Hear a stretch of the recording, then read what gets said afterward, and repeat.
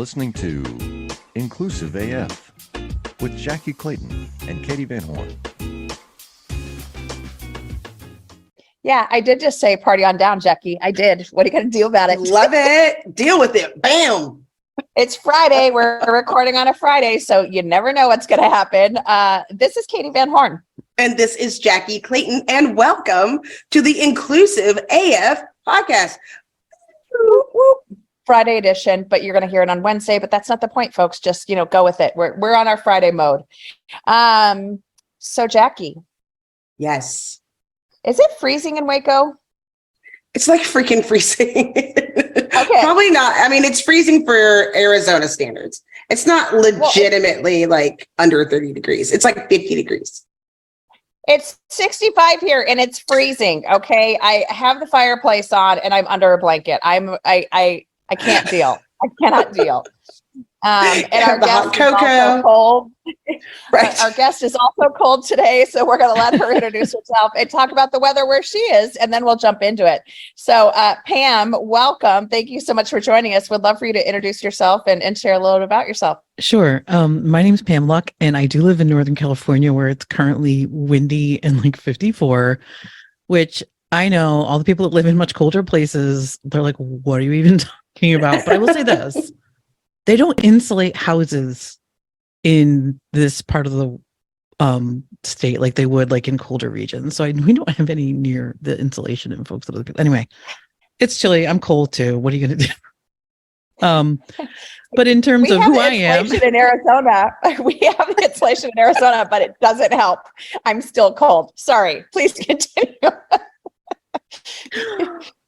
Oh my goodness. So yeah. So the reason I'm here today is to share a little bit about my story. And that is a long and complex one, but I'll condense it down. So yeah, I started a company called Ember Ace, which is an athletic wear line for plus size kids. I've been plus size my whole life. I mean, I think for me, it started, if you look at me, pictures of me in second grade, you're like, yeah, I think it's coming. And then by fifth grade, puberty sort of hits and you're like, oh, there she is. Okay. But I loved playing sports and I danced. So I played soccer from like elementary school all the way through high school. And I danced tap, jazz, and ballet, again, elementary all through high school. And by the time I got to high school, I struggled to find shorts that fit. I struggled to find leotards that fit. And this was more than 30 years ago. Thank you very much. And fast forward to today, I have a daughter who's a teenager in a bigger body and she dances and we're struggling to find leotards. And I'm like, how is this still a thing? How is this still a thing? So that's why I decided, okay, I'm going to go completely outside my comfort zone in an area where I have absolutely no professional experience and try to solve this problem. Yeah. And so I love that you're just like, who's going to fix this? Oh, wait, me. It's right? me. It's me, apparently. Because, I waited. I sort of like this idea had been in my head for a little bit, but I sort of was like, I did all the things that I think most people do. It's like, you don't have a background in design and you don't have any knowledge around apparel manufacturing. And so these things are sort of in my head and I'm like, but nobody's doing anything. So I'm a project manager. I was a project manager for a really long time. I'm a certified PMP. So I'm like, that's a very translatable skill set. I can use that to find people to help me and we can make a plan and we can figure it out together. And so that's sort of what I've been doing with mixed success. But yeah. Well, I love the transformation from, a project manager to a clothing designer, manufacturer, all of those things. Like that is a switch. But to your point, yeah, it is very, I think anyone that is a project manager can kind of do anything. Like I really wish people understood like what a tremendous skill set it is to have. Because what I always used to say about being a project manager is you have all of these groups of people and you have no authority over people or budgets, but you're supposed to somehow get all of them to move in a certain direction and contribute and meet deadlines. But I don't manage. This isn't my team. These aren't my direct reports. And I don't control sort of where the money goes, but I'm somehow expected to sort of steer this very large ship full of folks. So, Yeah. Pam, Jackye and I are both in HR, so we are extremely familiar with not actually being in, being the leader of a team, but asking them to do stuff for us. I'm sure pretty much everyone on this call can relate to that fact if they have children, if they're in HR, mm-hmm. if they're a leader in any capacity. Yeah, so very familiar, very familiar. So what type of dance did you do? I did tap, jazz, and ballet growing up. And then when I got to college, actually, I started African dance. And I actually performed with the ensemble in college for 4 years. And it was one of the best experiences of my life because I'll be honest, I sort of allowed, different dance teachers that I had come across and other things to sort of steal my joy of dance. And that's sort of why I walked away from ballet and sort of those styles. And with African dance, my body wasn't a problem, right? It was one of the styles of dance where it didn't matter how I was built. It was really about, learning choreography and putting yourself into it and, using it as an expression, as an art form and performance. And I absolutely adored it. And so it was a wonderful experience for me to sort of take back a little bit of that love that I had for dance, which was fantastic. I'm kind of still stuck on like, how is that still a thing, right? Because it's like there's so many that are so self-conscious, and I'm thinking of just putting yourself out there, especially in competitive sports, and you're like, okay, I'm going to try out for the team, right? And then, oh, I made the team, and now you have practice every day and twice on Saturday, and you're going to have to get these uniforms, and it's like, where do we go? And you can't show up with your best self if you don't know what you're going to wear, or you feel like it's not made for you, or I think that has to be part of stealing the joy. Oh, for sure. And I think if you can imagine, a lot of these kids, the uniform challenges and fit probably start junior high school. So you're like, what, 14, 15 years old at that. And it's a really hard thing to sort of go to your coach even and say, this uniform doesn't fit me. A lot of kids will just quit because that's an awful lot at that age to sort of be able to speak up and say, look, can we try and find another one? And some schools don't stock larger sizes. Maybe an extra large is the largest that they carry. And so a lot of kids will walk away. And that's sort of what we see, the pattern. And a lot of times, like I said, they won't speak up about the why. They'll just say to their parents, I don't want to do that anymore. Because that's the worst. Yeah. Because they're worried about the shirt's going to ride up and expose their belly, or the shorts are too tight in the leg, or, so I think it's just something that if we were sort of paying a little closer attention, this is a very solvable problem. I mean, I'd like to say, like, this is how old I am. This will tell you how old I am. So when I was a cheerleader, starting with this, it was considered like a novelty. So all of the uniforms had to be purchased by our parents, which sounds absolutely insane, but that's the way it went. And we had to weigh in every week. And if you were like over 117 pounds, then you weren't allowed to cheer that week. So, and they measured the skirt by the waist. And I remember I had a small waist, but I had this like big old booty. And so my skirt, because, that was back when we still sexualized girls. So it was really short, and I would stick to every chair in school. My thighs stuck to every single chair because it was always up, and you could always see my butt for my high school career. And it's like, this is traumatizing. Yeah. And there's so many things in that whole story that are wrong. There's lots. That's why I'm like, if it tells you how old I am, but honestly, is it really any different today? Is it? No, but they have uniforms provided by the school board. That's all. That's the only difference. And they're not going to carry them in a variety of sizes, the fact of understanding that there's different body types. No, it's not, because you still, when you play sports, like I looking at your soccer, they didn't make uniforms for women's soccer when I was in high school. Yeah, one of the solutions for me, because I started as a defender and then I became a goalkeeper like the last 2 years of high school. So I had to go to the men's section at the sporting goods store because I am also so old. I predate online shopping. Thank you very much. Yes. Right. So we had to go to the men's section at the sporting goods store. And I'm like hoping they're going to carry like an extra large or a double extra large, but still, like for the shirt, doesn't fit in the chest. Right. So I'm like, you do that thing where you tuck in your arms and like stretch it out. And that was the best I could do. And the pants were all too long, right? They're expecting me to be at least, 6 foot tall. And I'm like maybe 5'4" at this point. So, yeah. But like, I think the piece, and you're both kind of mentioning it, is the trauma that you suffer in that space of not wanting to tell your parents, not wanting to bring attention to it, not wanting to like it does, at some point kind of shuts you down.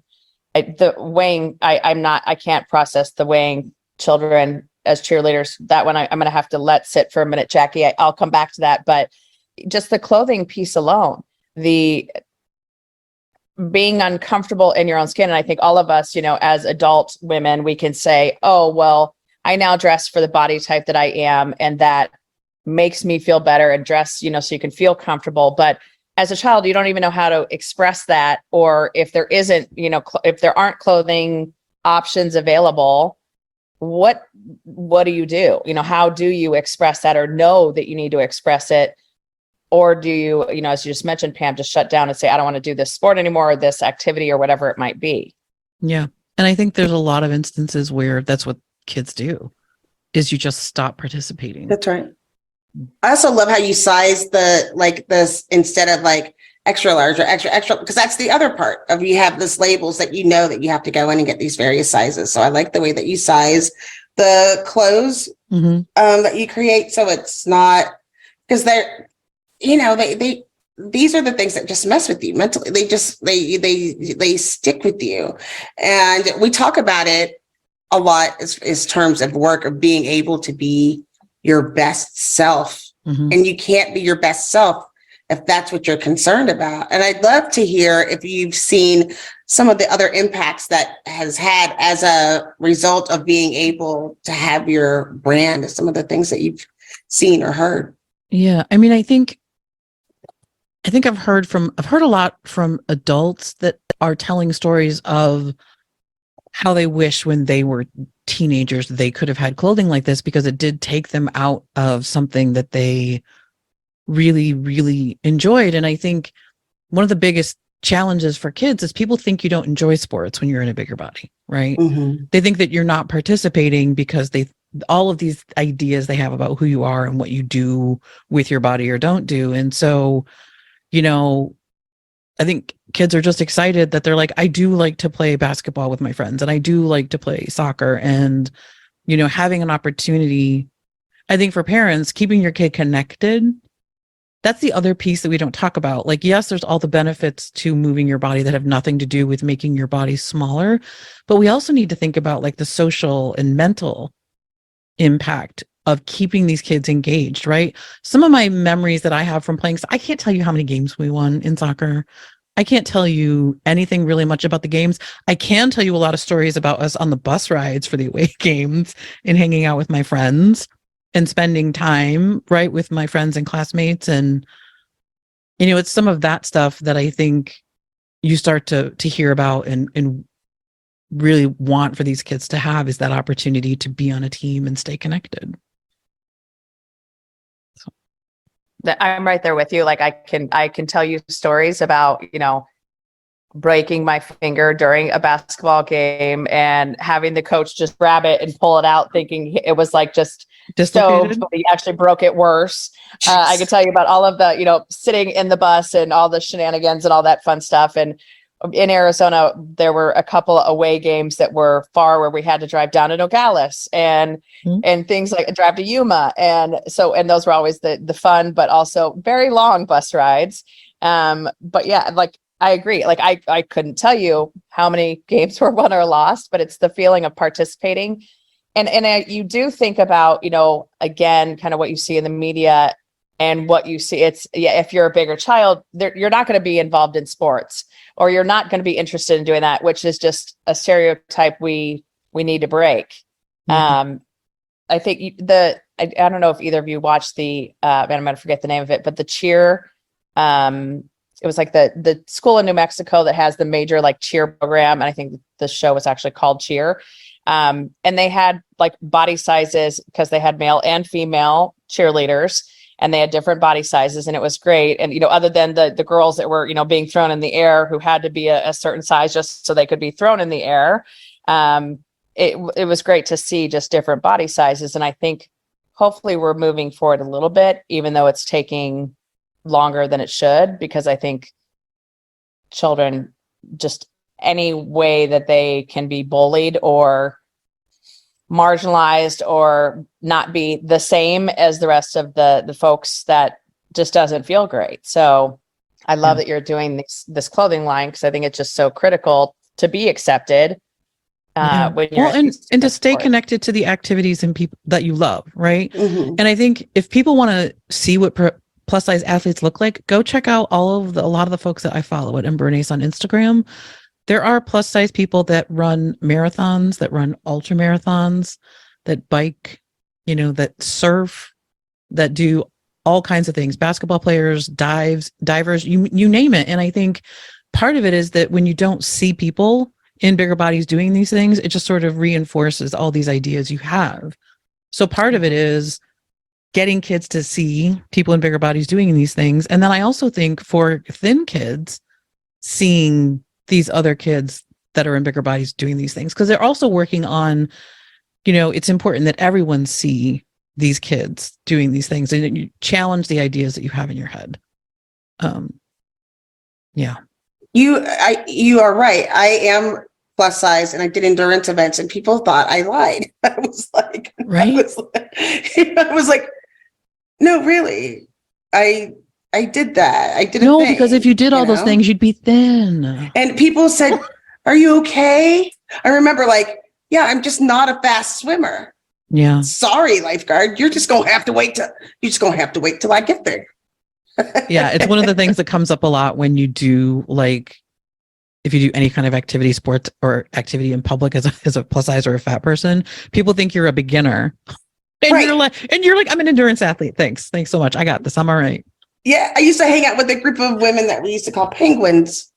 We call ourselves the Penguins, which was like, we're going to get there. If you watch a penguin walk, right, they're just kind of like, I'm coming. You cannot rush a penguin. There's it's just not happening. There's nothing you can do. And so there was a bunch of us, and we used to call ourselves the Penguins. And it's known, like on the running circuit, there's a group of people that they call penguins. And those are the people who are like, I'm going to finish. Like, I'm not trying to be first.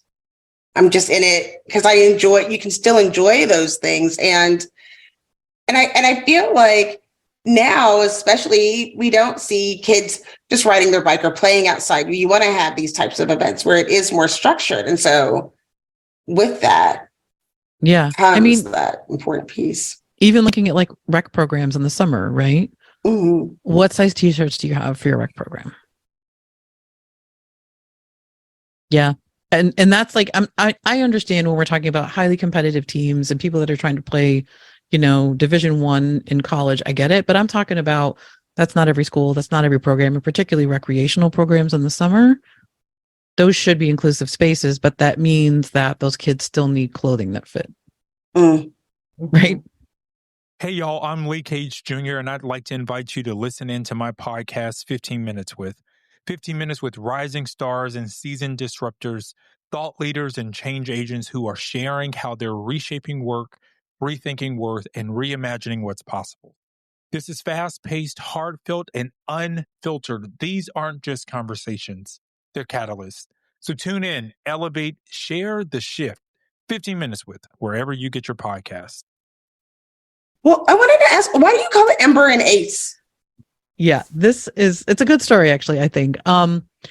When you start a company, one of the first things I do is look at what URL is available. Because I think every single iteration of every single English word under the sun basically is taken, and even like the weird spellings are taken. So, and I didn't want it to be my name. I just said that didn't feel like it was the right fit. So I spent a lot of time thinking about it, and I was like writing like in my journal, like, what do I want this brand to feel like? What do I want it to feel like? And I wrote down the word embrace. I want to embrace these kids, and they need to embrace who they are, where they are. And that's where I said, what can I do? Ember and Ace comes from the word embrace. I love that more than you know. Because they're actually two words, right, that are real words. And because every iteration of the word embrace was like not even a thing. So going to happen. So, yeah. That's cute. That is a cool, like, it's just a cool name, and it's a great story. And yes, the domain name is the most important thing to any brand that you have to think about before we did it when we were naming our podcast. Right? It was like, okay, what should we do? How should we name this? Yeah. And it takes forever. And then you have to like do the search and like cross your fingers. Like, you're like, okay, let me Google really quick. Okay, it's good on Google. Now let me actually go to like the state business registry. That's right. Like, come on. I work for Textio. It's on sale. That's why not only was it available, but they chose Textio because it was on sale for 2 years for like $20 or something. When they went to do them. They're like, oh, we'll just name it that. Everyone tries to make it into you're like, no.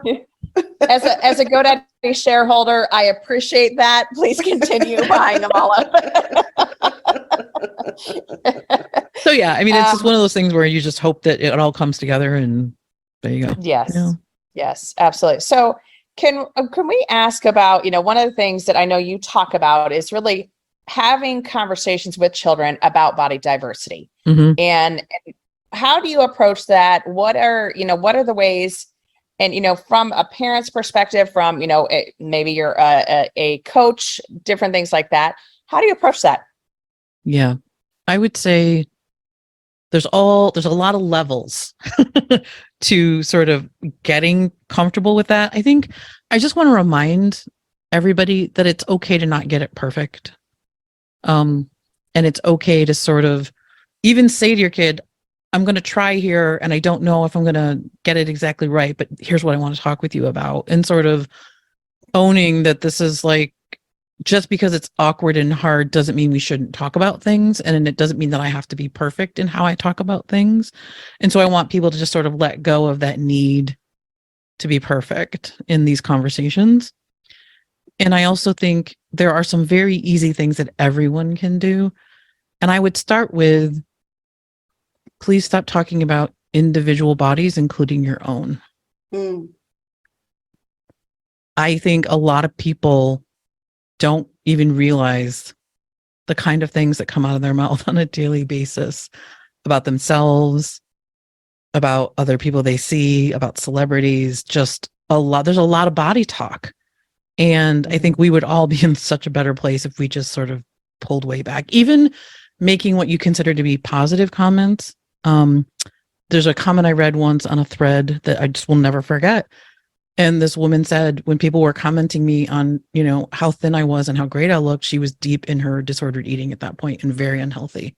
And so even when you think you're paying someone a compliment, it's a space that I think we really need to be more mindful about. So when you talk about bodies, think about starting by be aware of the kinds of things you're already saying about bodies now and maybe don't realize. And then I think the other thing to really focus on is that bodies come in all different sizes and bodies change all the time. All the time. And especially when you're talking about kids, puberty is wild. It's wild. So, I mean, and I'm going through perimenopause now, so it's gotten wild again over here. But so, I mean, the idea is bodies change all the time, and that's an okay thing. And weight goes up and down, and you're going to hear a lot about, bodies that are better than other bodies, and that's just not the case. But I think the other thing with kids is try to listen. and also try not to instantly like make it all okay. Let them sort of process a little on their own, and just hear what they have to say about some of their experiences. And the other thing I read, I can't remember who said it, I apologize, but it was like, if they're struggling with their body, that you could say, well, your body is good. All bodies are good. And I will hold that for you while you sort of work through this on your own. And I will remind you of that while you sort of are figuring some stuff out. It's hard. And I have good days, bad days still. I want the other thing that you're still going to have good days, bad days. Right? I think we all have like, it's the good and bad with like, say, like social media. I follow a lot of amazing plus size people, and on some days I'm like, oh yes, let's go. And then on the bad days, I'm like, I need to not be on social media today. Yeah. Absolutely. So. It's interesting because I think what you're saying, like what it reminds me of so much is, when like, hey, we have bad days and good days. So do kids. Yep. And I think that's something that as adults we've been taught, like, no, you need to discipline them if they're, acting a certain way or not excited or whatever it might be. And this is such a prime example of that, of whatever is going on in their body, who knows what might be going on in their head to join that, circus, because it is, they're evaluating their body. They're looking at who's standing next to them in the gym class. They're looking at all these TV, all these different things, and they're allowed to have bad days. And so I love the idea of just like listen to them and listen to their experiences of what is it like for them, because while there are so many parallels to what we experienced when we were kids, there's also a lot of very different things. And I mean, I think all of us know about just the levels of bullying, the social media bullying, and what can happen to children in those situations. In the worst possible situation. So I think I love the idea of just letting kids sometimes have a bad day and but also process what's going on. And that's exactly it, right? Process it, but don't let it turn into a permanent sort of perspective. Emotions are like weather, right? It's like it's going to be sunny days and rainy days, but the rain never stays forever. So, and that I think is so true. Yeah.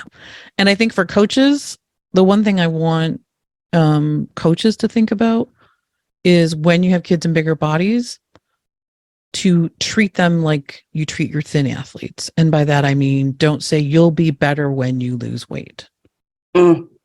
Everyone can improve their endurance, their strength, their stamina, their speed. Everyone can improve their skills. Everyone can improve how they show up, the effort they put forth. And I want you to give that same sort of lens to kids, regardless of body size, and notice the improvements, even if the body doesn't get any smaller, because that's often the case, right? You can improve all of those things as an athlete, and your body size might not change at all. As you're building muscle, right? Things you could see absolutely no change on the scale. And that doesn't mean they're not improving, and that doesn't mean they're not a strong athlete and a competitor. Well, and like you said, like in going through puberty, that's like a whole nother thing where you don't know what's happening. And then you already, there are kids that have periods, right? Yes. So it's like, and that which correlates with mood. I always laugh. I was off school for a week, like for every year until like from 6th grade until I was like a sophomore, until my mom was like, it's your period. Like, finally, it was like, oh, but it's like during that time frame, all of these things were going on. And then I felt like, you can accomplish the world later. In the time, there's a lot of emotions that we're going through, and having those things of being prepared. I just feel like I keep identifying with of being able to show up and be able to do the thing. That's always I think the hardest part, even as adults, is being able to show up and just being able to, whatever the thing is, being able to do that and have that support and making it easy. And that's what I think I like about the Ember Ace, that you have a site to make it easy. Like, here's a site, and you can do that instead of having to dig all over the place or going to all over the place and trying to figure out what to happen. And I guess now, do schools still have rules over like school uniforms for athletics or PE? Like, I'm just wondering. Yeah. I mean, I think it varies so widely. And, school uniforms is one of the areas that I have not dug into too deeply because I'm also just, coming up on high school where this is kind of more of a thing. But I mean, I think there are typically, I think schools do provide the uniforms, but I think there's vendors, there's a bunch of vendors that handle a lot of school uniforms. And I think it would just be a matter of, let's look and see who offers extended sizes and are they available for us to purchase right now? And if they're not, pick up the phone or send an email and be like, look, if you want to keep being the person that provides uniforms for this school, we're going to need you to provide extended sizes, but for, all genders of uniforms for my kids in this high school, or we're going to find somebody that will. Mm. Right. That makes me think of something that I distinctly remember from like grade school is, the very generic uniforms that we would have for whatever sport it was. Mm-hmm. The folks that were plus sized, it was a different material or it was a slightly different color or it was just enough off that you knew it was different. Mm-hmm. And again, just another like almost microaggression, I would say, of like, you're different. You can't fit into what everybody else can fit into. And so, yeah, I think having those conversations with your vendor to say, no, we want all of our kids to be in the same colored shirt or whatever it might be. And it just seems so simple, but it makes such an impact. Well, and again, even if you have thin kids, you can still support this effort, right? Yes. Even if your kids are thin, if you see a rec program and you're like, hey, I noticed that your t-shirts for your summer program only go up to an extra large for kids. I'd like to see you add some additional sizes. Or, somebody was talking about how they went to a summer camp and the kayak was only weighted up until like 195 pounds for a camp. And they're like, okay, this is something else where you can again say, we want to see, all your equipment rated above a certain weight limit, particularly if you're talking about high school kids, right? So there are ways that you can also, even if your kids aren't bigger, make sure that you're using your voice to help support these kids being included. It makes me like, you're right. And we always are talking in the DEIB space about allyship and what does that look like? And, a lot of times it feels like, oh, well, I'll just be an ally to the people I know, right? Or my next door neighbor or my cousin-in-law, where it's like, no, we're trying to like remedy these wrongs. We're trying to make it like things more accessible. And for a lot of it, it is an accessibility issue, like of having the access to the same things as everyone else. And so if you're not giving that access, you would think it would be more obvious to make sure that those things happen. Well, I mean, even as an adult, I just had something come up the other day where one of the organizations I volunteer with gave out vests for everybody. Do you think they have one in my size, y'all? No, they didn't. So, yeah. Makes you want to go back and volunteer every day, doesn't it?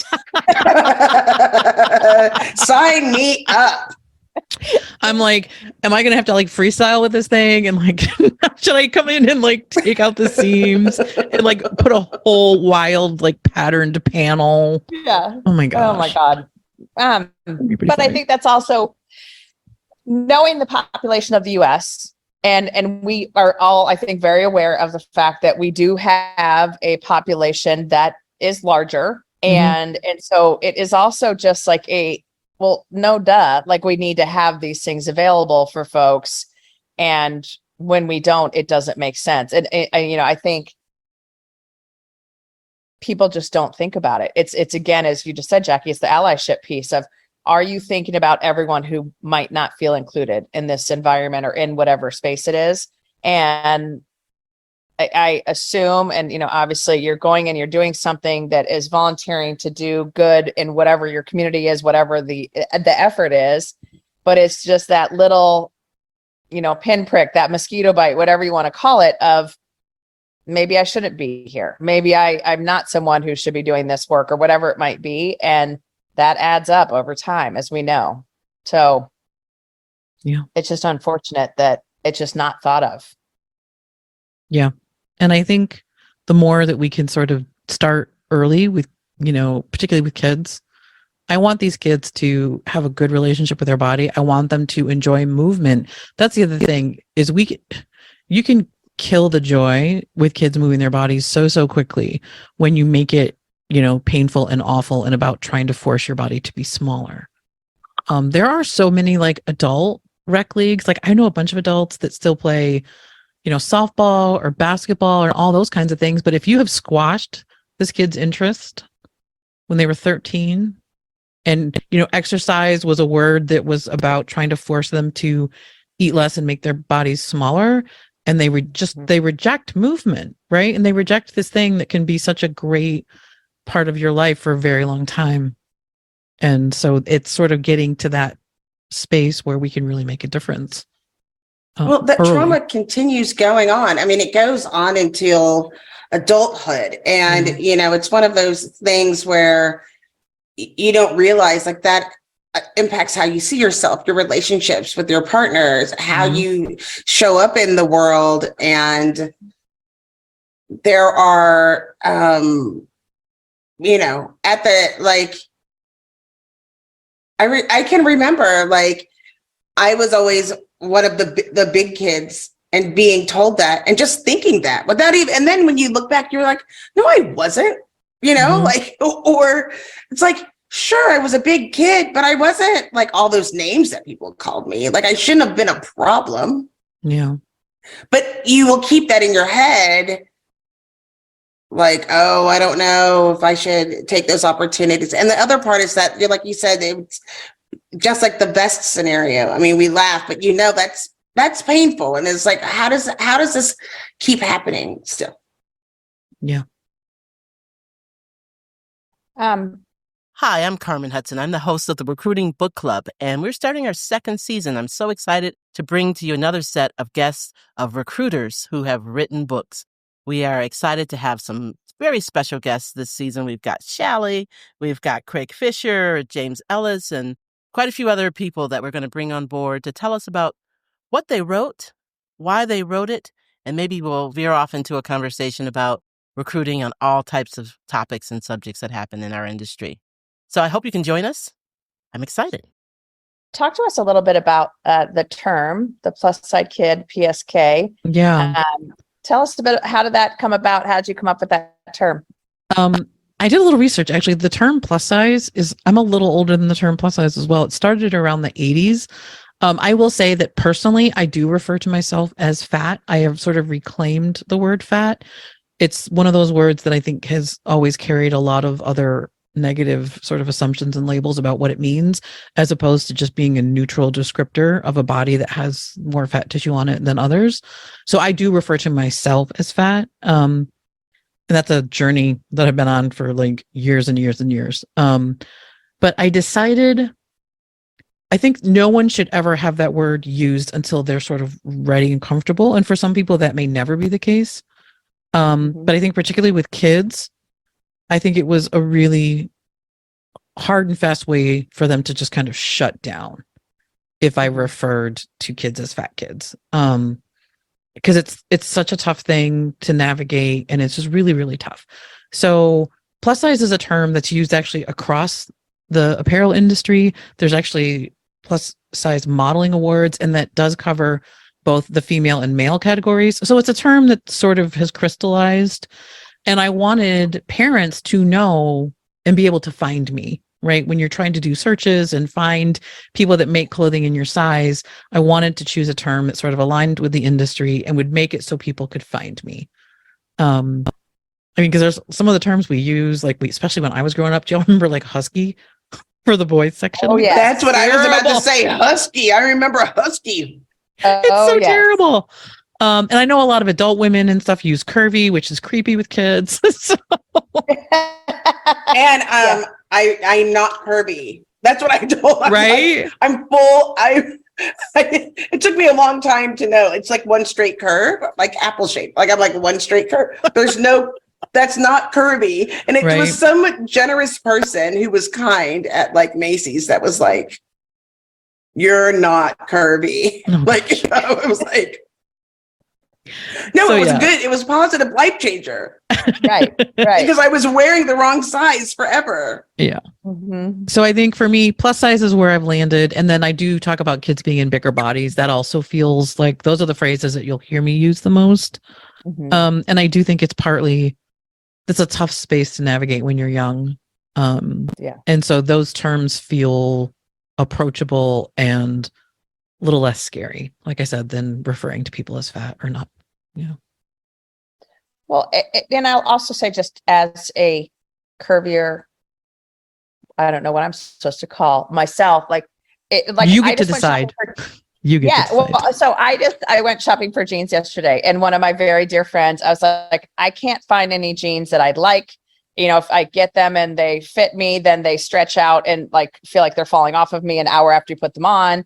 And so I actually did cave, and this is not a product plug in any way, shape, or form, but I did cave and support the Kardashians and get some good American jeans. I like which the good American jeans. They're very great jeans. Yes, they're very comfortable, and I'm very happy.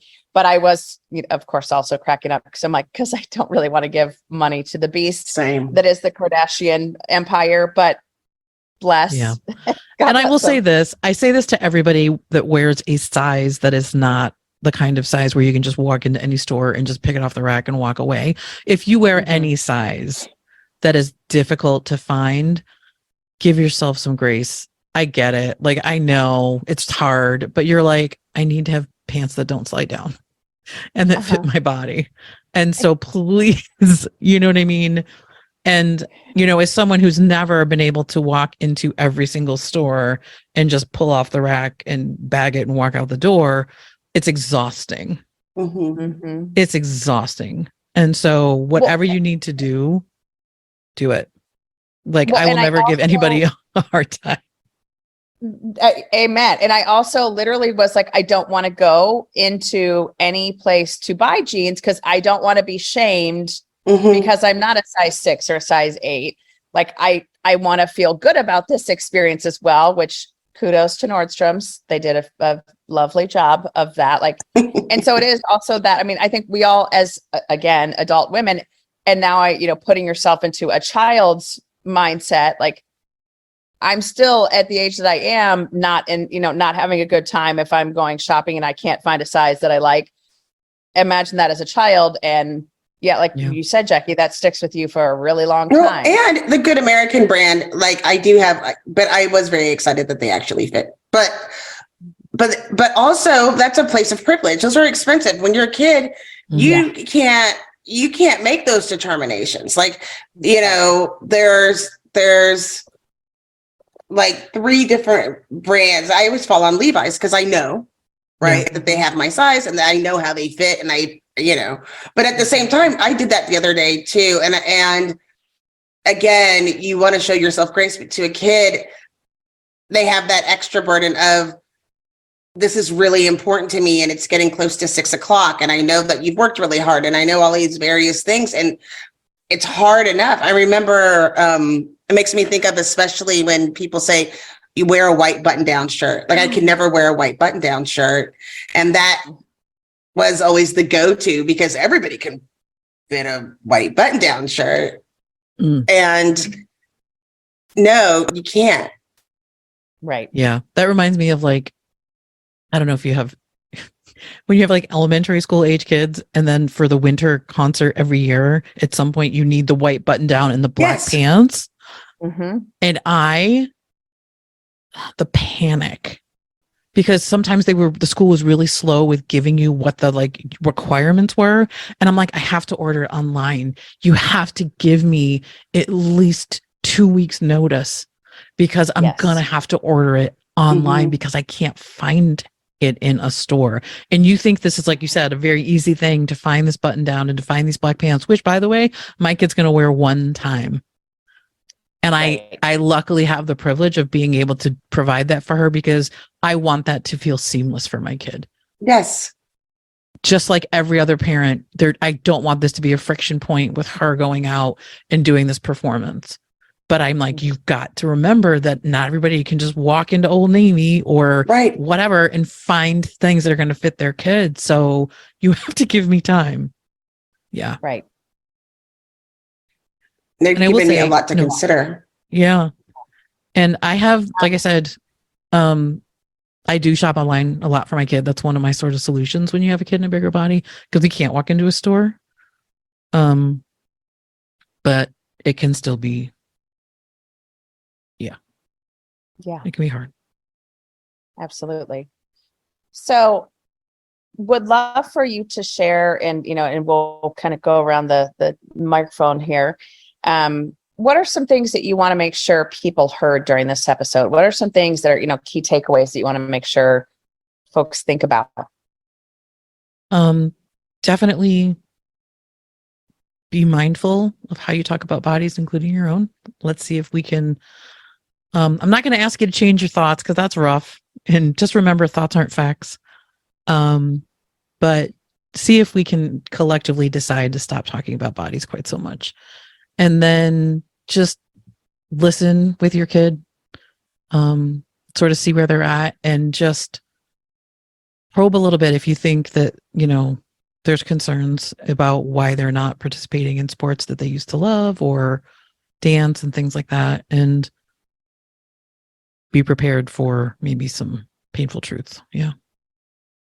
And for kids, I would say there's nothing wrong with your bodies.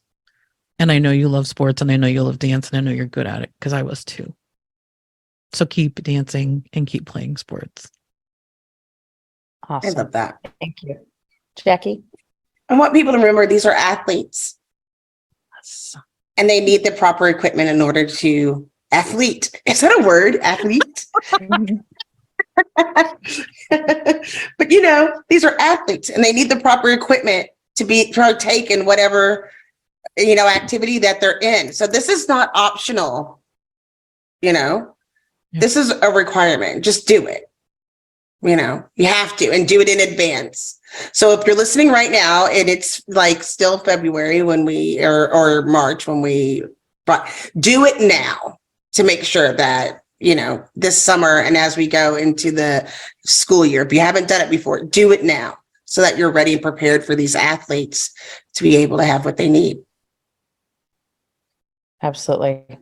I would say a couple things. Go to Ember and Ace and buy all the things. Thank you. And I think that the one that you just kind of mentioned is the kids are already dealing with so many friction points. There's so many things that are happening in children's bodies, minds, at school, at home, with friends, all of these different things. This shouldn't have to be a friction point for them. And to have this just be solved simply by, hey, let's make sure we have the right sizes. Let's make sure there's a website that they can get the sizes, all of those things. I think it's just critical to taking one thing off of their plate, one thing off of their little minds that they are worried about. So, yeah. Pam, thank you. We truly appreciate you joining us today and sharing with our listeners. All of these conversations, we just think it's important for folks to hear about different topics that might be impacting themselves, their kids, work, whatever it might be. And so thank you for sharing your thoughts and sharing your brand and for doing this work. It's so critical. Thank you. I appreciate y'all inviting me to come by. It's been fun. Absolutely. All right. Well, this is Katie Van Horn. And this is Jackye Clayton. Bye. Bye.